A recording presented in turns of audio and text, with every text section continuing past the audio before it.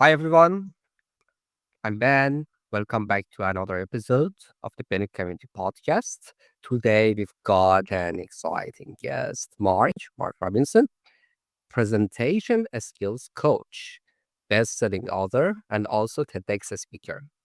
Mark has trained thousands of professionals, helping them turn boring presentations into engaging talks that actually grab people's attention. Whether you are giving a pitch, leading a meeting, or just want to communicate better, Mark has some great insights to share. And today we want to talk with him about some specific topics related to public speaking, storytelling, overcoming stage fright, and how a strong communication skills can boost our career. So grab a coffee. I have one and get comfortable because we want to talk in some really amazing topics and subjects as well. So, hi, Mark. Hey, Thank you Ben. for joining me. I'm happy to have you here. Thank you. I try to explain something related to your focus area, but maybe you want to add something as well. Thank you very much for the introduction. What I think the most important thing I want to say today is if I can learn how to speak confidently in front of a group, then anybody can. I used to think some people were born speakers and others, like myself, just couldn't do it. And that limited my career options. It limited my confidence generally, but also my career. It really was like a limiting belief. Now, since then, I have learned that there are skills which anybody can use to become a confident and persuasive speaker. So I think the most important thing I want to say is, yeah, if I can, anybody can. Fabulous. I wanted to mention about your journey, but let's ask my last question in the beginning. Okay. Previous time we had a meeting. I mean, we just had one meeting and then we decided to record this episode. Yeah. That was fascinating for me as well because, we jumped into a specific action. Yeah. I wanted at the end of this conversation ask you that what is the main surprising and fabulous quick tip that anyone can learn from you if you want to share that specific tip with us. Yeah. Okay. Surprise us. I mean, simple anything. Sure. I think the most important tip, and most people don't realize this, is you need to go into your presentation when you're speaking in front of a group with a very clear goal. What do you want to achieve? Most people don't have a clear goal, and so they don't achieve anything. If you don't know what your goal is, what chance have your audience got of working it out? Now, a goal consists of different elements, but I think the most important element is your call to action. What do you want people to do at the end of your presentation? If you've got that clear, then everything else falls into place. But most people just think, okay, I'm just going to share some information about my topic.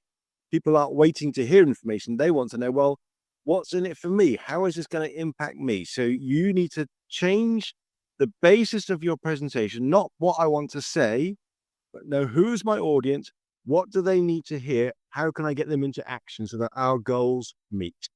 And that was the main reason I wanted to have you here because at Benu Community Podcast, we are focusing on future radio skills because we think we have no idea what future holds for us. That's why we need a different mindset and different approach towards future. We need to learn some specific skills, including communication skills Yeah. and how to present, whether you are introvert or extrovert. It's not important. I'm It- kind of introvert, but still, I think sometimes I really need to empower myself in terms of presenting in front of the people. We already talked about that as well. And doing this podcast is great for you to develop that. So one tip is already have a clear goal, but another tip, what you're doing now is practicing. The more you do it, the better you'll get. Learning by doing. Yeah, that's right. Absolutely. Right. So back to your personal journey. You mentioned something in the beginning, and I'm curious to know about your journey as well. You started in software consulting, but ended up in coaching people on public speaking. Yeah. What led you to the amazing shift? Well, first of all, congratulations on your research, because we haven't spoken about this, but you've already mentioned all those things, so that's very good.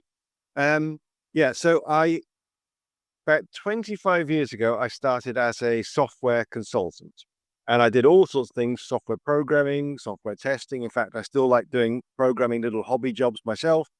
But as I already mentioned, I had a limiting belief, which was that I couldn't speak in front of groups. And that started when I was at school already. Terrifying experience of speaking in front of a group. And I thought, it's not for me. Then I went on a workshop by a guy called Remco Klaassen. He's quite known amongst the Dutch speakers in the Netherlands. And he explained that there are just a few techniques which, if you can apply them, will make your presentations better. One example we might talk about later, you already mentioned it, is storytelling. Okay. So if you can do that, your presentations will be very powerful. And the trick is always to make sure that they are relevant, that they're not too long, but that, yeah, they're a great way of making sure people remember your presentation. So anyway, after this experience, I started getting better and better at my presentations. But I saw my colleagues were still reading their slides out to the audience, which is just boring, not doesn't do anything. So I thought, okay, well, I'll start giving little mini presentations on how to give a great presentation. To cut a long story short, I had a brainwave of how to do that, which if you watch the TEDx talk, you will know how it is. For those listening, if you want to watch it afterwards, it's how to present to keep your audience's attention. TEDx Eindhoven, Mark Robinson. You can find it on YouTube. Almost 500,000 people have seen it now. Now, that talk, that introduction particularly, gave me the ability to bring across my message in a fun way. Don't read your slides out to the audience. That kills people.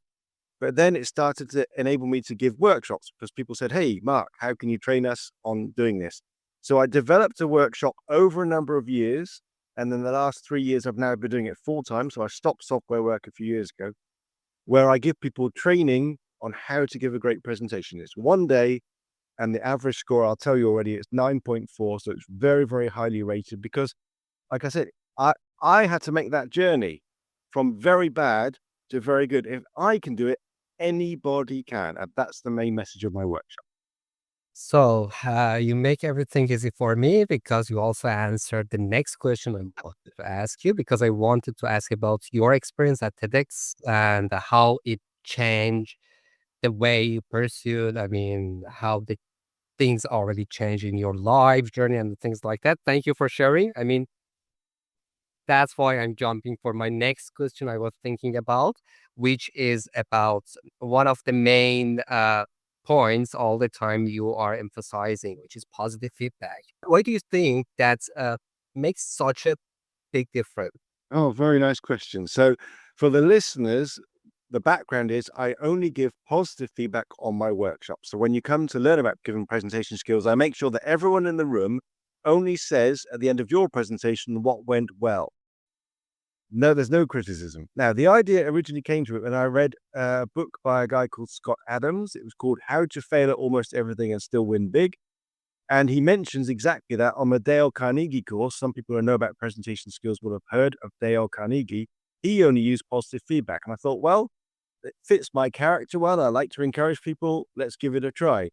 And so I started, and I saw it has a number of massive benefits. For one, the atmosphere in the room is always very good.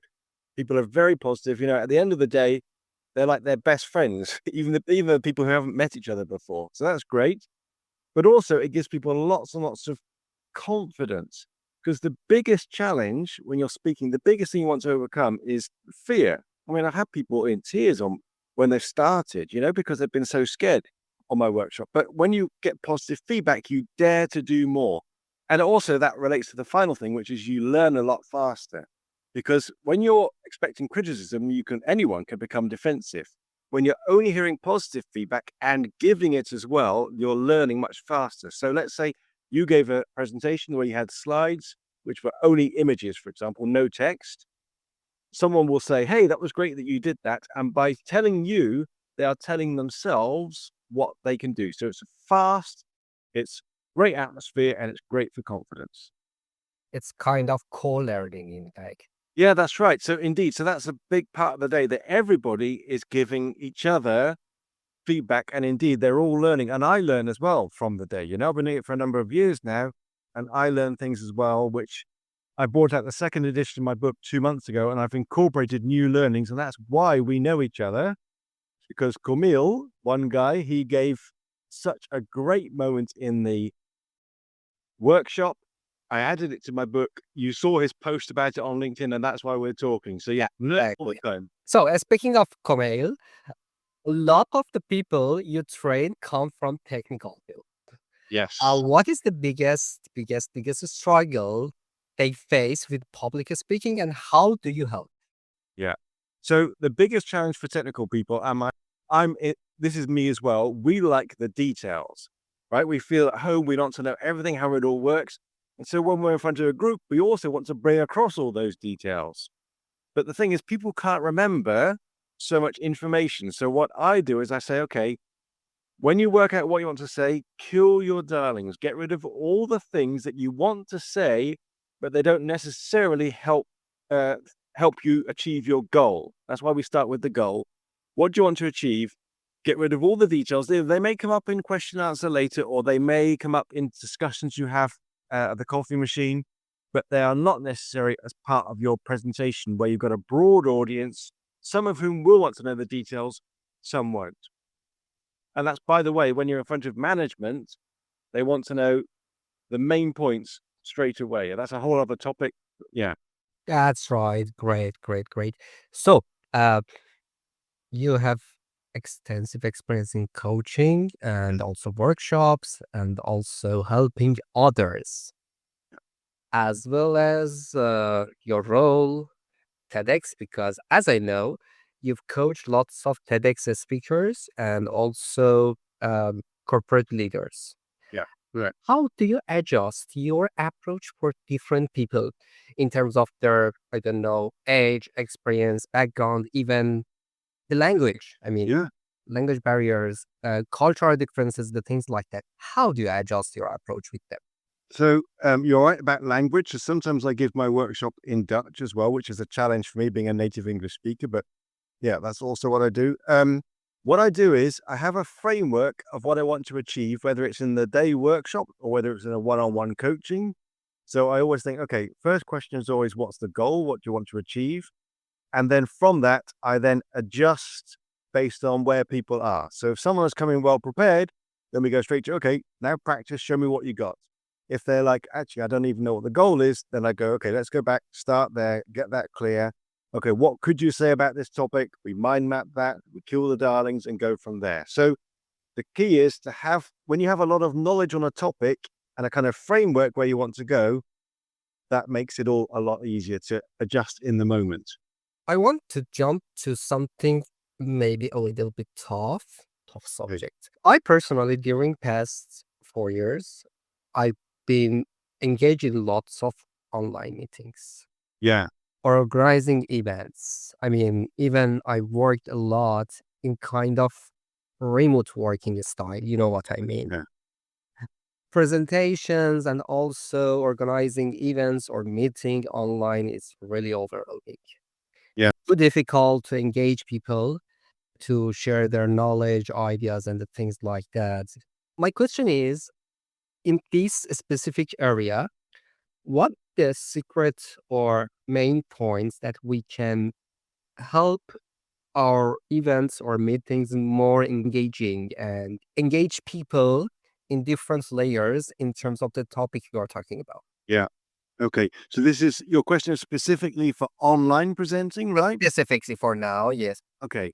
And are we looking at your situation specifically? Because I'll ask you some questions about it, or general tips? The point is, I just use my situation as a example. Yeah. But these days, in lots of organizations and also lots of people are pursuing a different Yeah. work style in hybrid or remote working. Yeah. Even in digital nomadism, people are, just on the way trying to manage the things, which means, I mean, maybe we need to learn something in a different way. If someone wanted one tip with the biggest impact, I would say well, what am I doing different to you right now? Can you see Your backgrounds? my background? But also, can you see anything else I'm doing different? I think you are not sitting somewhere. That's right. I'm standing up. One tip for the presenter, if you want to improve your online presenting, is make sure you stand up. Now, why? Nice. Number of benefits. First of all, have a lot more energy, right? And you determine for a large part the energy level of your audience. When you're standing, you're radiating that energy. If you're sitting and clicking down behind your laptop, everything, your voice is quieter, your body language is different. When you're standing, you can see when I gesture with my hands, Yes, yes. sitting upright. Yeah, you can see gesture with my hands. When I'm a bit further back, which are from the camera, it's not so easy for you to see if I'm looking at the camera or looking at you. So there's a number of benefits, but most it's about the energy level makes this difference. So that's one tip. Now, in your case specifically, well, anyone's case, I would advise you to engage as much with the audience as possible. So I'll give you a couple of examples. You mentioned hybrid meetings one time. Just now, one time I went to a company and they said, "Oh, we're going to do your workshop, Mark. We're going to do a short version of your workshop, 1.5 hours, but it's going to be hybrid. So we'll have some people in the room and some people will be at home." I thought this is a challenge. So what I did was I got there early. I always get places early to make sure I'm set up well. And I put the laptop right in front of me, like it is right now, on a stand right in front of me. And then I put the chairs on either side so I could easily engage with people in the room. But like most of my focus was on the laptop in front of me. And the reason is people at home find it harder to engage than people in the room. So I would still look at people in the room, but most of my focus, say 2/3, was on the laptop in front of me. That's one thing. And another thing I do is a lot of asking people what they think, getting feedback, interacting with people. So with a small group, I just say, "Hey, what do you think, Ben? What do you think, Dave? What?" And get some interaction with specific people, encourage people to speak up. So in a small group, I'll say, keep your cameras and microphones on, then you can just speak up when you want to. That keeps the energy level high. But of course, the challenge is with a big group. I want to tell you the story of my hardest ever online presentation. So I gave a presentation to a group of internal trainers. So they're already good presenters at a large company. There were 250 of them. Well, it was online. But what made it hard was half of them were at home and the other half were in a large auditorium. And I had to engage with all of them, keep them all paying attention. So what I did for the people in the auditorium, I had someone walk around with a microphone and say, "Now, what do people in the auditorium think?" So I'd ask questions, get some feedback from them. And for the people at home, I always make use of the chat function. When it's a large group, I ask a question, like, for example, "What do you think makes a great presentation?" Put your answer in the chat. And then the benefit is I can see people's answers with their names scroll past. I can say, "Oh, Sarah, that's a great point. Thanks very much. You got to have interaction. Thank you." Michelle says storytelling. "Oh, thank you, Michelle. Thanks for adding that." So I have interaction with everybody. And people can also put their questions in. So interaction and standing make a big difference. Yeah, I like it. I like it. I think it's really practical and helpful. Thank you for sharing those 2 points. You're welcome. I already mentioned that at Bennu Community, we focus on future skills like leadership and communication.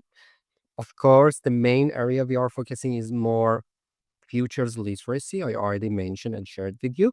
But now, specifically, I want to ask you, how do great presentation skill help with that kind of approach we are following? Because anyway, we already started to build kind of community around these concept of future ready skills. And in the beginning, I mentioned it could be really important or it's really important, but how we can try to learn more. And do you have any advice? Yeah. Or any kind of point of view that can help us to think in a different way, how to apply these kind of stuff in our daily life? So there's a few things you mentioned. So I'll address them all. First of all, you mentioned about leadership. Okay. Whenever you are communicating, all leadership requires great communication, because if you can't communicate what you want, then you've lost. So I would love to see many, many more CEOs, business leaders, anyone who's responsible for a department or a group, do some kind of presentation skills course make sure you increase your presentation skills, because how many times have you or listeners been in meetings where someone, a boss, will speak and they just bore people to death? You're never going to inspire people, right? So you've got to be able to inspire people. Second thing, relating to your other question about future skills, is again, presentation skills are super, super important, because what's been the biggest change in the last 20 years, we've all got these things in our hands called mobile phones, right? And we're all used to shorter attention spans. When I was growing up, we watched TV things, adverts, there'd be a program, there'd be advert every 20 minutes or so for a couple of minutes. So 20 minutes attention span. Then came YouTube, average 4 minutes, and now it's TikTok and things. And if a teenager doesn't care about the topic, they swipe and go to the next one within seconds. So you've got to make sure you can keep people's attention, because you are competing with their smartphones for their attention. And when I created my book, I called it Presenting Made Easy. But one of the titles was going through my head was, it's your PowerPoint versus their smartphones, because there's no way you'll be able to get their attention with PowerPoints, right? You need to add more to it. So you asked me just now about how you can improve your skills. Well, the easiest way for every listener is watch my TEDx talk. That'll give them some tips, but also read about it, but especially do a workshop. And I do it, but other people do as well. Go somewhere where you can practice your presentation skills, or even with some colleagues. Just get some colleagues together or some family members and say, hey, let's just practice speaking in front of each other and get some experience. So yeah, it's practice, practice, practice with some skills will increase your presentation skills. Yeah, of course. And again, learning by doing is really important and helpful. But at the same time, I think you can mention some other sources, such as your book, The Inspiring Power. Yeah, that was the first title 4 years ago. When I did the second edition, I gave it a new title and new cover. So it's called Presenting Made Easy, How You Can Give a Persuasive Presentation, which is on Amazon. Presenting Made Easy, Mark Robinson. Yeah, because I saw this one as well on the Amazon, which means now both of them are available, yeah? Yeah, both of them are available. But get the second one. It's got a lot more in. Oh, great. And I rewrote so much because I learned so much. So I went through it line by line, improving everything. Thank you. Thank you for mentioning them. Okay. So one more thing. A lot of professionals work in multicultural setting. Yes. What's your best tip for making presentations work across different cultures? Because sometimes, maybe you are native speaker, as you mentioned, Yeah. but English for me is the second language, which means sometimes maybe you make some jokes of the things like that. Just I'm looking at you. Hey, what are you talking about? I Yeah. can't understand something like that. Or maybe sometimes when I'm trying to share something with you, in some cases, maybe I'm thinking in another language and then try to translate something Yeah. in English, which means maybe I cannot share specifically what I'm thinking about. And it happens when you want to present something for different people with different background, language, and things like that. Do you have any specific tips for these kind of situations? Yeah. Thank you for the question. In fact, I was listening to your previous podcast, and the speaker was saying the same thing about how however, we're all in multicultural environments now. And one of the things she mentioned was about how you need to have kind of, I'm not sure exactly the word she used, but something like grace to yourself when there's a communication issue. You don't judge yourself too harshly, because it can happen to anybody. And we all take our cultural baggage with us. So she was giving the example of being in a Dutch society, how everyone's expected to have an opinion, and you got to like argue more and be more direct, she said. And yeah, that can all, it can all raise conflict if you're not careful. You think, hey, what is this person trying to say? Well, you understand the culture, it's a lot better. So that's generally. Now, with presentation skills specifically, I try not to use complicated words in English, because I want to make sure everyone understands. And also I try, and I don't always succeed, but I do try to speak a bit more slowly anyway. If I'm thinking fast, my temptation is to speak fast. Like a real engineer, we got lots of ideas and details. So I try to speak slow. I don't always succeed. But my tip is to answer your question. When you're in front of a group, Imagine that you are speaking to 5-year-olds. Now, that might sound a bit weird, but what I mean by that is you will slow down, improve your intonation. So you'll have ups, highs, and lows as you talk. It won't all be monotone. And you'll have more enthusiasm as well. And that is universally great at speaking to any culture. Because when someone's enthusiastic, even if you, and this is a tip for people who are speaking in a second language, when you're enthusiastic, people don't notice your mistakes in another language because they feel your passion as well. So Nice. be enthusiastic about your presentation. Don't worry about getting every single word right. Thank you. It's really helpful for me as well because I already, had some experiences, and of course, in the future, I have more. That's why maybe it could be one of the best advice you shared with me. Thank you. Great. Well, your enthusiasm comes across very clearly. So very nice. Great. Thank you. So, I know you are expert in this field, but it doesn't mean you haven't made any mistakes recently. My question is, what is one of the recent mistake that you made in one of your public speaking or one of your, I don't know, coaching sessions or training sessions or so on? Well, a couple of times I've made the same mistake, which means I didn't learn from it the first time. So maybe by sharing it now, I'll learn faster. Which is, I've done the same thing twice on my workshop, which is I've asked someone to speak in front of a group who was not confident doing it. So there was one workshop, there were about 40, 50 people, and one guy was answering my questions really well.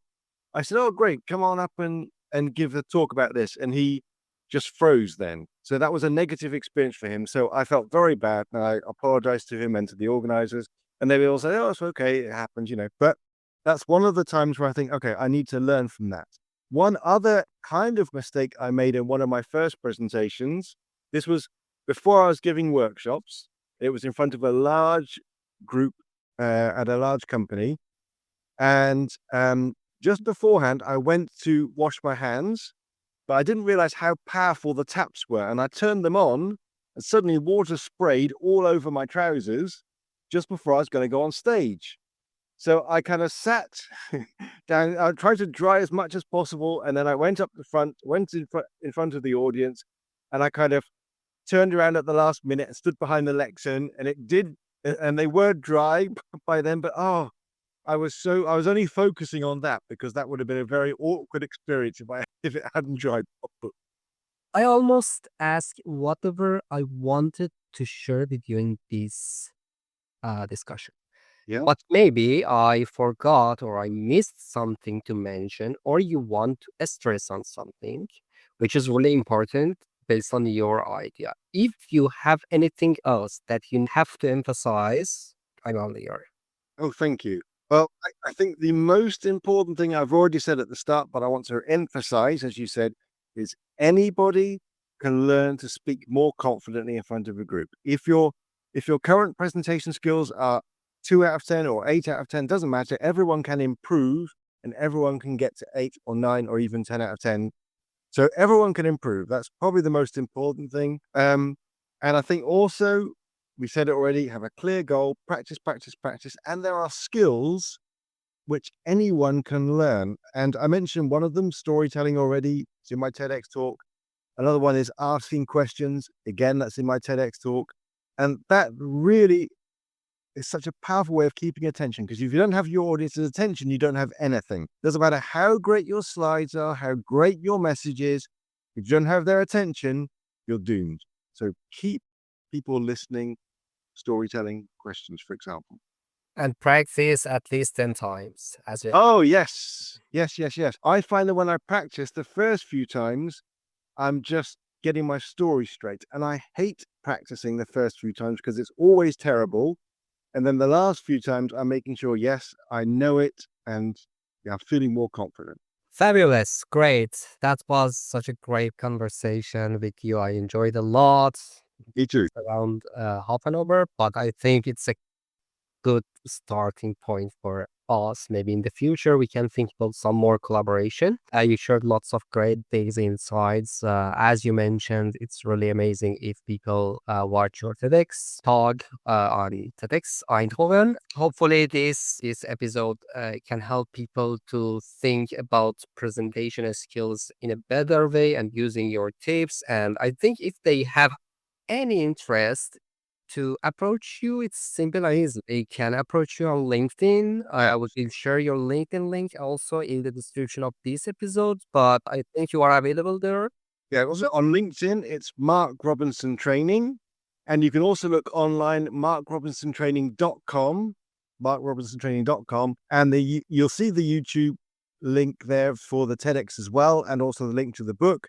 But also if you go to YouTube directly, just look for how to present to keep your audience intense. So that's all my links. Oh, and Presenting Made Easy on Amazon. There we are. That's the lot. Yes, great. And of course, as I know, you are providing some specific sessions for in different settings for companies, for leaders, professionals, and things like that. We are publishing this episode, of course, on different platforms, Spotify, Apple Podcasts, and other platforms. We are trying also to share some main points based on this discussion, of course. But finally, if people want to learn more from you, they can directly approach you, your TEDx, your books, and other sources you already mentioned.